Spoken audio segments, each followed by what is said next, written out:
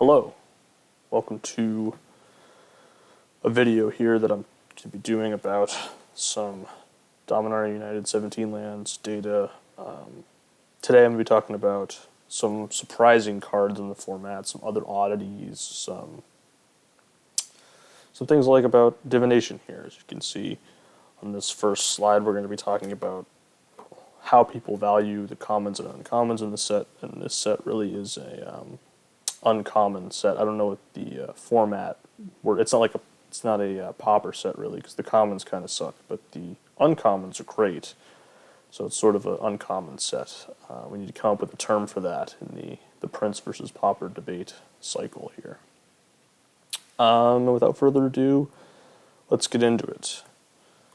So first, the emissions. These cards will be omitted from the list. Their data is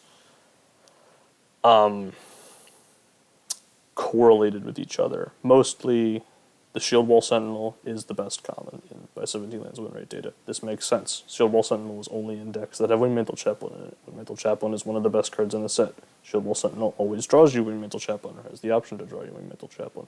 Or it just draws a card that makes your Wingmantle Chaplain better. So, it feeds off of that, and its data does not really represent how good of a card it is individually. Although I do think that people actually are underrating the card as its own card. Like, if you think of it as a 4-mana 1/3 draw card, that 4/3 mana 1/3 defender draw card, that's not very good, right? But Oregon Hoarder is a 4-mana 3/2 that draws you a card, and you get a little bit of selection. This draws you a card that you get full selection of, but it's only a defender. So I think that there is something to the base rate of this card that makes it not completely unplayable, although the body is pretty irrelevant. If it was a 3/1 defender, which of course, defender body, but yeah, and Walking Bulwark similarly, although I think you can have a Walking Bulwark sort of function as its own thing. I just played a deck with Chaplain and Walking Bulwark in it, and it didn't actually have very many defenders. It only had 6 defenders. It had 1 Shield Wall Sentinel. It got the Chaplain in pack 2, so it was hard to get the defender package assembled.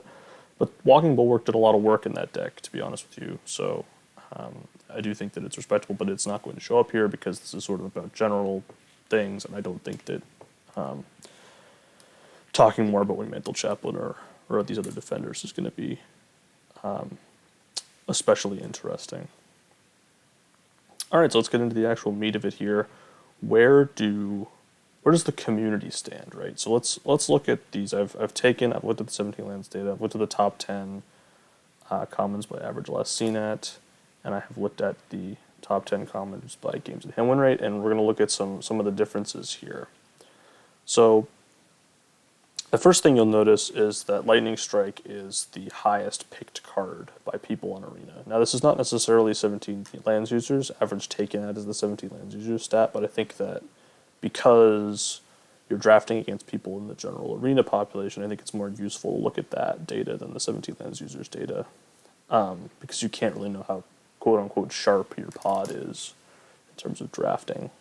So yes, Lightning Strike still cracks the top 10, though it does appear to be a little bit overdrafted, at least in relation to the other commons. Extinguish the Light is the second card. It is clearly not as overdrafted, right? You can see that it only falls a couple of spots in the rankings. And these are in order, by the way. I didn't just put the bullet points there. I guess I could have numbered the lists instead, but it's fine.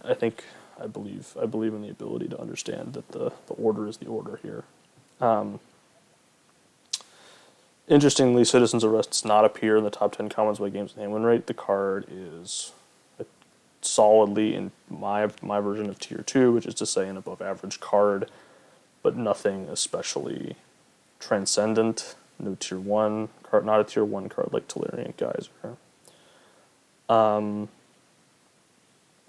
Then you have Rager. Rager does not show up here. I think it's just off the list on the games and hand win rate side, not a huge overdraft spot. Cavalier, surprisingly,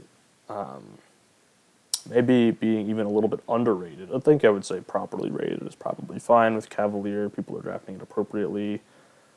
I haven't really been drafting it very much because I have been ending up in like shenanigans Tattoo Defender decks a lot lately, so I have not been drafting Cavaliers a ton, but when you want it, you want it. Next is Bite Down. Bite Down is not a top 10 card by games of win rate. I think this makes sense to me that people like Bite Down for some reason. I don't think Bite Down is anything incredible. It is okay in the format. I think people latched onto it a little bit early. It was performing very well early, and people have sort of said, okay, well, this card's just good removal, but I think that, and it's fine. It's just there's better options out there that you don't need to use as high of a pick on, which we'll get to a little bit later. Talus Lookout is not in the top 10 and is taken very highly, and this kind of surprises me. Like, I think this is sort of an interesting thing about the draft community is sort of saying, hey, the draft community doesn't care about double pips. They just don't care. I think that people miss sometimes, and this is just like a thing that is hard to do and hard to know about. But in this set especially, a double pipped card can at times even be more of a commitment than a card with two different colors on it. Because it's saying, hey, I need to be able to cast this. I want to be able to cast this on turn 4, and it costs double blue.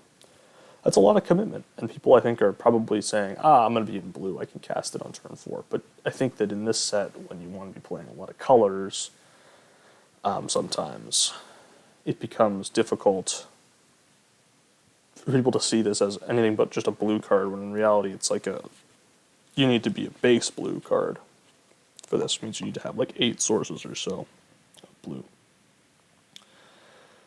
Next, we see Tolarian Geyser, an underdrafted card even to this day. It is making the top 10. Proud of you, I guess, community. It did make it. Yeah, I mean, this card's just an absolute house. It's really good. I don't really have... Like, these type of cards are always underrated. This card's underrated a little bit. It's not as underrated as these type of cards usually are because it's a common, so people eventually sort of, like, figured it out here, but it'll get there. And then Tribute to Herborg. This card is weird because somehow has a very high or very low alpha value, and yet somehow in my pods it wheels all the time, or it used to. Like at the very start of the format, this card wheeled every single time. Now it still sometimes wheels, which is weird. I think there are some pods that love this card and some pods that just don't care about this card at all. I don't know. It's fine. It is not a top 10 common, but it's still pretty good. So yeah, those are sort of the top 10 alpha. Most of them are removal. You have 1, 2, 3, 4, 5, 6 of them are removal spells, and on the game and hand win rate side, it's 1, 2, 3, 4. It's like 4.5 because Essence Scatter is kind of removal, and Take Up the Shield is kind of removal, so it's kind of like 5, like just round up to 5, maybe. So people like removal, so there it is. And it's interesting. Sort of my thesis about removal is that like maybe you should take it higher because other people are taking it higher, so that you can still get it. But I still think that you shouldn't take it as highly as other people take it just because it's removal. I do think that you can survive with minimal amounts of removal even in this format. If you're being proactive and doing stuff that is good on the board. All right, so let's look on the game in hand win rate side of things. Number 1, Geyser. We talked about Geyser. It's really good. Number 2, did not show up on the average less CNET list. Take Up the Shield.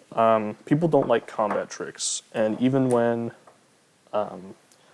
everybody told you that this card was really good, except for Beers SC, but we don't talk about Beers SC here, okay? The card is very good. It still is very good.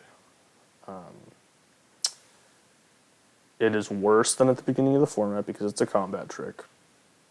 And as we know, they tend to get worse over the course of the format because people learn how to play around them and only play against better players who are still playing. But yes, the card is really good. Gains you life. It gives you a residual effect on your creature. It's very hard to blow it out once it's resolved. That's the key, right? So, yeah, I think the card's still very, very good. I haven't been feeling like it's busted lately, but it still is very good, and I have not had any issues playing with it. Next, a card that did not come up on the Alsa list either, and it's Destroy Evil. It's the 2-mana, 1 and a white, destroy target creature with toughness 4 or greater, destroy target enchantment. This card has done really, really well in this format, and I think mostly it's because of the fact that so every color has stuff that you want to hit, right? With the guys that get larger, and white's removal is all enchantment removal other than Destroy Evil. So it's white's only hard. It's like a hard removal spell in white, for the most part. There are a lot of big things in the set. There are a lot of people trying to use like Gaia's Mites on their creatures, and then you can blow them out with Destroy Evil. Like Destroy Evil is just sort of good pretty much against any matchup except for red-white. Against red-white, it's not necessarily the best card, but you can't really do anything about your matchups. Yeah, I mean the card is it just has enough targets. Mostly, it has enough targets that it's sort of mostly just a 2-mana remove your opponent's thing. It's very good. It's a great card. In the set, people are still underrating it. It's still looking a wheel, so yeah, it's great. Next, we talked about Cavalier. Essence Scatter is after Cavalier. Essence Scatter, a card that I had not played with before in Limited because I haven't been back in a while. It's been a long time, so I did not know how good it was and forgot. And I was like, this card's not that good. And then I was like, oh wait, no, like half of the deck is creatures, so you're probably getting a target with this. And in this set, even it's been very, very good, especially with the fact that a lot of creatures have ETBs in this set. It does help mitigate that issue as well. Next, we talked about Extinguish the Light, and after that, Keldon Strike Team, an early format all-star that has done very, very well. It is sort of the main reason, in my opinion, that Boros is so successful. Keldon Strike Team plus Cavalier and Heroic Charge combo is sort of why Boros is successful broadly. Those two commons are really good. Pretty much nobody other than Boros wants the Keldon Strike Team. You should play it in pretty much any aggro deck that's red and like can kick it. But it's the card's just great. It really just you basically never want to play it on turn 3 because you probably have other things to do. It's one of those cards, and one of the great things about kicker cards in general is they have like the ability to go longer in the game. Where you're like, I could play this, or I can play my 3-drop, which can't get kicked later in the game. So it really helps. It also makes like the decision-making process even easier at times as to like which 3-drop do I play? The one that can become a 5-drop or the one that can't? It's like, no, you're going to just play the one that's a 3-drop. This one can become a 5-drop. It becomes a great 5-drop when it is. Sometimes you get comboed out. Your opponent gives a bunch of stuff haste. It's just great. It's really good. You can play it as a 3-1 and then give a creature haste for like 6 mana. Like you play this on another 3-drop and you get 6 mana worth of haste. It's just good. It's a really good card. And next, we have the topic of the day here. It is Phyrexian Espionage. And this card is, as I've mentioned, it's Divination. Now, it has some upside. The upside comes up a lot, like a lot more even than I would have thought that it would, where you spend 5 mana, make your opponent discard a card, and then you draw 2. Having access to black for the kicker is pretty easy. When you don't kick it, you still feel like you're doing just fine. It just feels like you feel like you're winning. Like you cast one of these on turn 3 and your opponent doesn't have like a 3-drop. If you're on the play and you cast this on turn 3 and your opponent didn't play a 2-drop, you feel like you're like really ahead. You're just really ahead at that point in this format because you're going to hit your land drops. You're going to get to play your big stuff.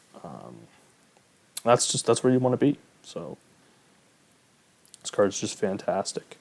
And we'll get into it a little bit more later. And last, Lightning Strike. Rounding out the top 10 here. So still a good card, but not necessarily the best card. All right, so now that we've gotten like where the commons are at, let's do a little bit of looking. This is the first piece of information here.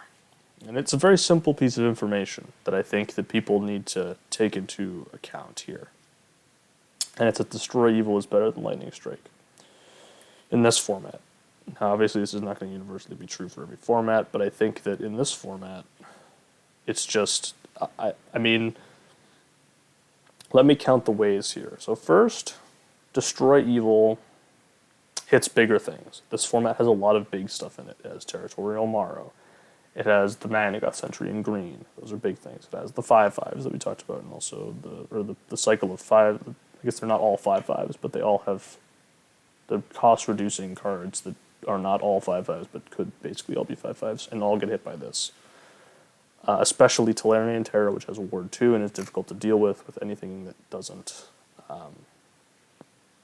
that isn't very cheap. So this does very, very well against Talarian Terror. Also, it's in white. White is a better color than red in this set. Red is, in my opinion, the worst color in the set. I don't think it's very good. Start in red. I don't try to start in red. Red is often the color I'm admitting. It's like, oh, I'm playing 4 colors. Which 4 colors? Everything but red. You know what I mean? Basically, red exists to splash Maria's Outriders, and that's why it exists. Or if you got like Elder Dragon War Pack 1, pick 1. But red is just a hard color in this set. I would say there are good aggressive decks with it, such as Boros. It's not even that good. It's like fine. But yeah, Boros is really the one. And a lot of that's the white cards, and red's just kind of supporting the white go ride aggro with a couple of Lightning Strikes. And Lightning Strike is probably better in that deck than Destroy Evil, but I think it's close. So yeah, Destroy Evil. There are 3 enchantment removal spells in the set. That's way more than usual. There are sagas that are really good, like Weatherseed Treaty. But it feels weird to blow up Weatherseed Treaty. Maybe sometimes it sometimes is right to do so. I don't know. Weatherseed, you actually kind of get Weatherseed Treaty in 2 ways. You can either kill the Weatherseed Treaty itself, or you can kill the thing that it buffs when it buffs something. So yeah, that's the big take. And then we're going to talk a little bit about the divinations themselves here.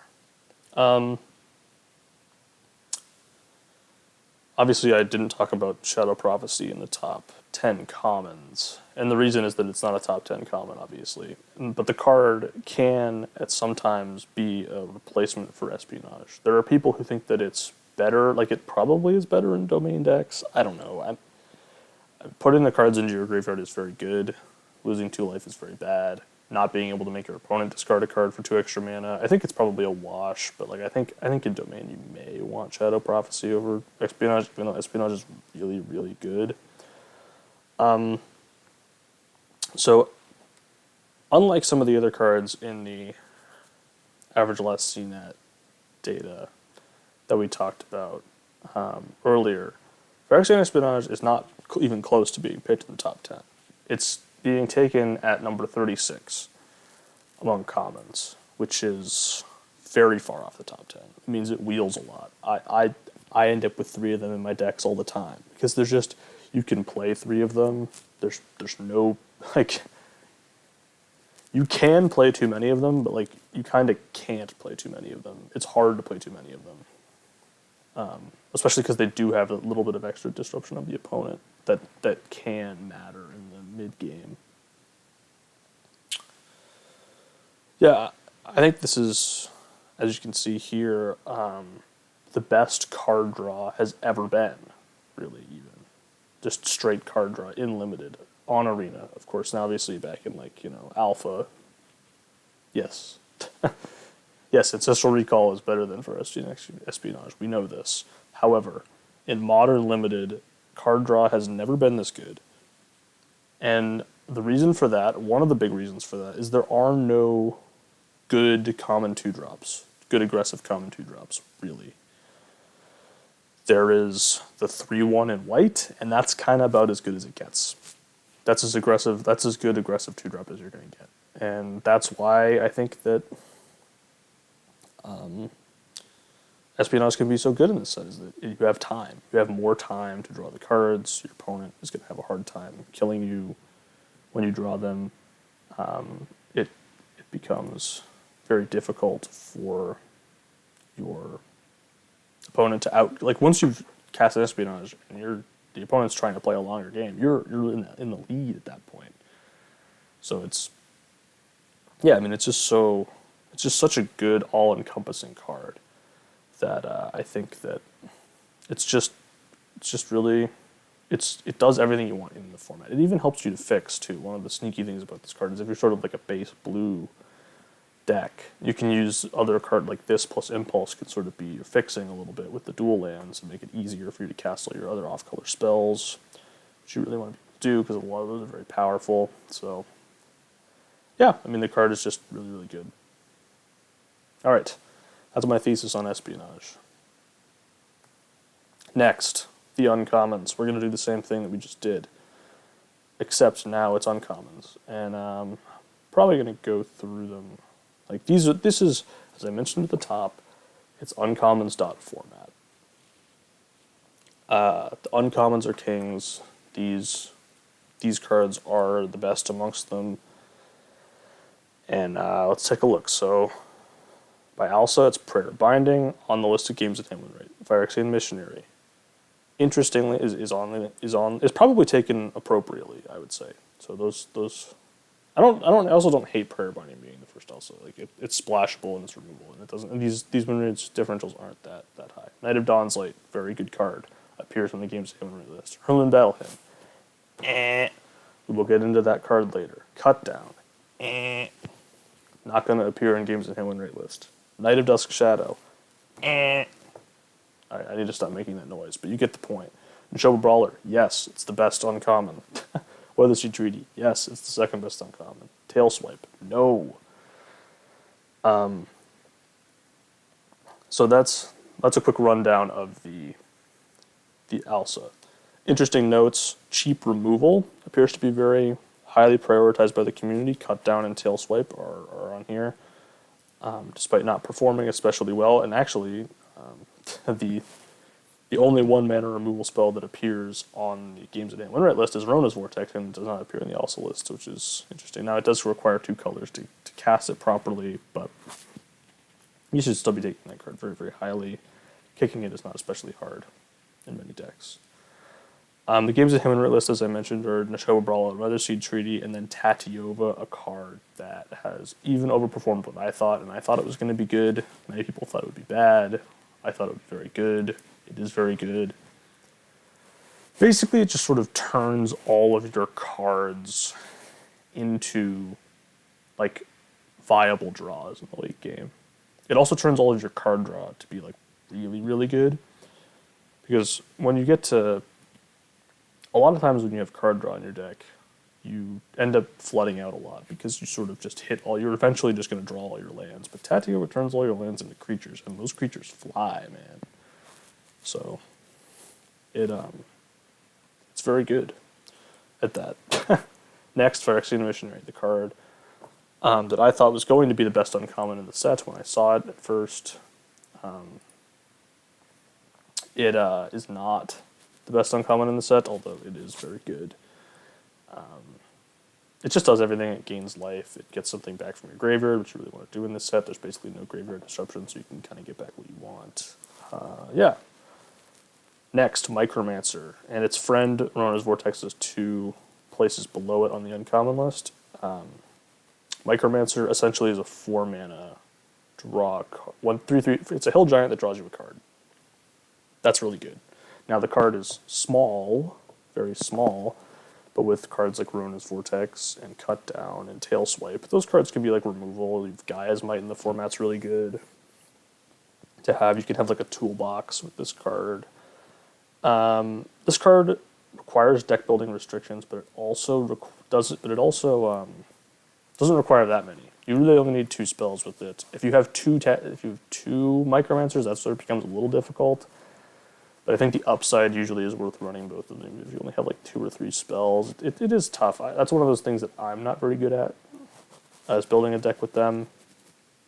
When you have like that weird number, it's like, I have 2 Micromancers, but do I have enough 1-mana spells? I don't know what the number is there. I'm sure somebody could tell you the math on it. In between those 2 cards is Knight of Dawn's Light, a very powerful 2-drop, taken pretty appropriately. I don't really have an issue with it being taken where it is. I mean, obviously, I do think that you should be taking the Weather Seed. I've been getting past, like, some people pass the Weather Seed Treaty. It happens. I don't really know why it happens. The card is. I actually recently took Weather Seed Treaty over Cruelty of Gix, the black enchantment that is a demonic tutor amongst other things.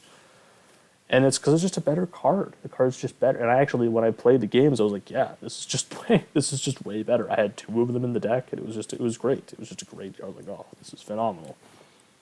So it really does everything you want. The format fixes, gets domain, makes a big attacker, makes a guy just on the board that stays. It's good. Yeah, so that's Weather Seed Treaty. The card's really, really good. Next, after Rona's Vortex, is Protect the Negotiators. When will you learn that your actions have consequences? Arena Community. This card, when I saw it previewed, I was like, this card is flip the switch. And it is. This card is flip the switch. So I don't know what people were missing with this card. I don't really understand it. I don't, you know what I mean? Like, this card was always going to be good. People, for some reason, underrate these type of cards. But counter spells that make something on the battlefield are very, very good because they do 2 things at the same time. They prevent your opponent from playing, developing their board, and they develop your board. 2 things that are often very difficult to do at the same time. So it doing both of those things at the same time is very, very good. And so that's the joke. You know what I mean? It's just a great counterspell. It's the best counterspell in the set, and it also works well with Essence Scatter. You can even cast it for 2 mana if you have to. You probably don't want to do that, but it's a thing that you can do sometimes if you have to do it. And you have a big board, like with Wingmantle Chaplain. This card plays really well with Wingmantle Chaplain. You do need white mana to kick it, but it is really, really good. And then last is Prayer Binding, a removal spell that gives you 2 life. Very good. I have no issue with it being the top uncommon by Elsa. I understand why it is. It's very good. It is splashable. So I understand. I understand why it's higher than Initial Brawler. It makes sense to me.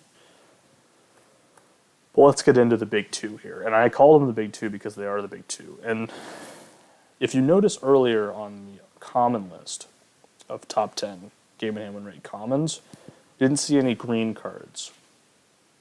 And yeah, that's because these are the reasons to play green. You do not want to be playing green for commons. These 2 cards are insanely good. They even play insanely well together, actually. If you the odds, if you play Brawler on 2 into Weather Seed Treaty on 3, the odds of you losing that game are astoundingly low.